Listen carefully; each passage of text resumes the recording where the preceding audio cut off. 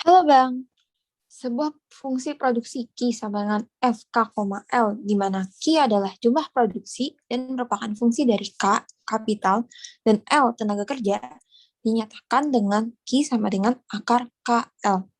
Jika masing-masing input ditambah sebesar Z, di mana Z adalah persentase tertentu peningkatan input, maka produksi akan mengalami. Nah, jadi aku bakal bahas sedikit tentang fungsi produksi. Jadi fungsi produksi itu adalah fungsi yang menggambarkan hubungan antara output atau hasil produksi sebagai variabel tak bebas dengan input-inputnya, yaitu faktor produksi sebagai perubah bebas. Apabila bentuk fungsinya telah diketahui atau telah diestimasi, maka kita dapat meramalkan besarnya output apabila inputnya berubah gitu. Kita juga dapat mengetahui besarnya peran masing-masing input dalam pertumbuhan atau peningkatan output. Fungsi produksi ini dapat digunakan buat level perusahaan, level industri, ataupun level nasional.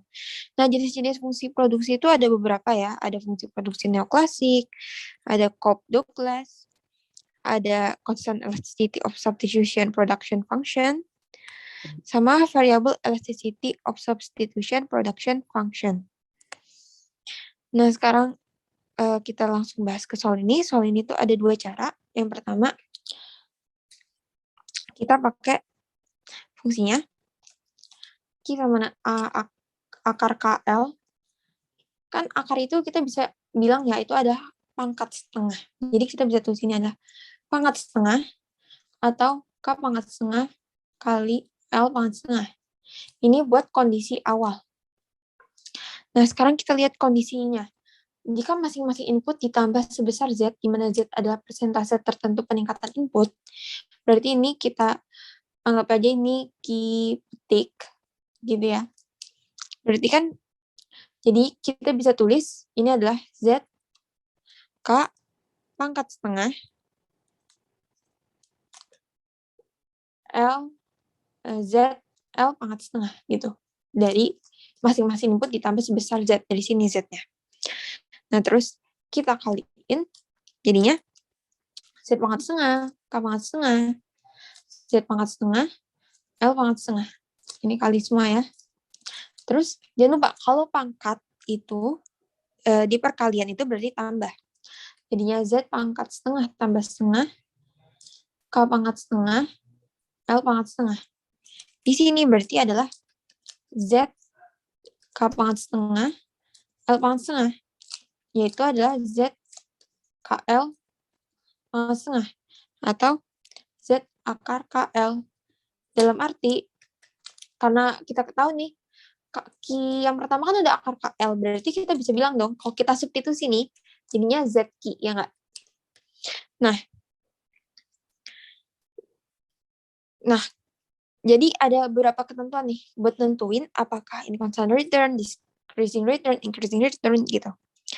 Nah, kalau decreasing return to scale, kalau decreasing nih, terjadi kalau ketika total produksi meningkat kurang dari Z kali. Jadi yang Q awal ini, Q yang perubahan ini nih, kurang dari Q awal. Jadi yang Q petik ini kurang dari Q awal, gitu. Terus, constant return to scale itu terjadi ketika total produksi meningkat tepat sebesar Z kali. Jadi ini aku kali Z dulu. Oke. Kalau constant itu adalah Q petik sama dengan Z Q, gitu. Ini aku ini biar nggak mengecoh. Sama yang satu lagi, increasing return itu kalau total produksi meningkat lebih dari Z kali. Jadi Q-nya, Q petik lebih besar daripada Z Q, gitu. Nah, untuk kasus fungsi yang ini nih, di soal ini kan udah kelihatan nih. Q petik itu sama dengan Z Q. Berarti ini termasuk constant return to scale. Jadi jawabannya ada A. Nah, aku bakal tunjukin cara lain. Ini ada cara 2. Ini aku hapus dulu. Nah, tadi A, oke. Untuk cara 2 itu pakai fungsi produksi Cobb-Douglas. Nah, jadi di fungsinya itu dia pakai gini.